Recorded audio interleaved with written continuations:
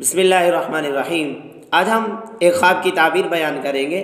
اگر خواب کے اندر کوئی سورۃ الکوثر کی تلاوت کرتا ہے یا اس کی کوئی ایک آیت پڑھتا ہے یا سورۃ الکوثر سنتا ہے، خواب میں دیکھا کہ کوئی اس کو سنا رہا ہے، ان تینوں کی تعبیر کیا ہے؟ پڑھنا، سننا یا کوئی ایک آیت پڑھنا، اس بات کی طرف اشارہ ہے۔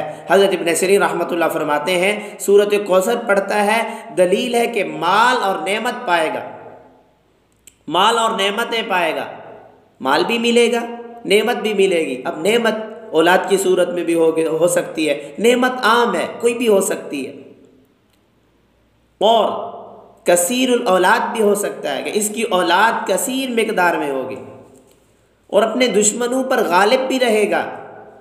اور حضرت ابراہیم کرمانی رحمۃ اللہ فرماتے ہیں کہ بزرگوں سے بخشش پائے گا۔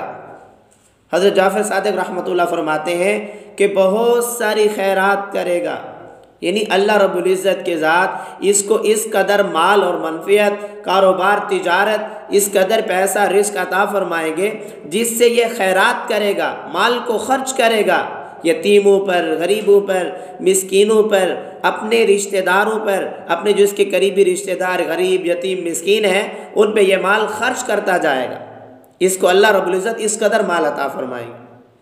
اور آپ بھی اگر ہم سے اپنا خواب اور اس کی تعبیر پوچھنا چاہتے ہیں، ہم سے کوئی وظیفہ پوچھنا چاہتے ہیں، اپنی پریشانی کا حل پوچھنا چاہتے ہیں، اور ہم سے کوئی شرعی مسئلہ پوچھنا چاہتے ہیں، تو کمنٹس کے اندر اپنا سوال لکھیں، اپنے وظیفے کے بارے میں پوچھیں، اپنا خواب لکھیں، لیکن شرط یہ ہے خواب مکمل لکھنا ہے، کیونکہ خواب کا ہماری زندگی میں بڑا اثر ہوتا ہے۔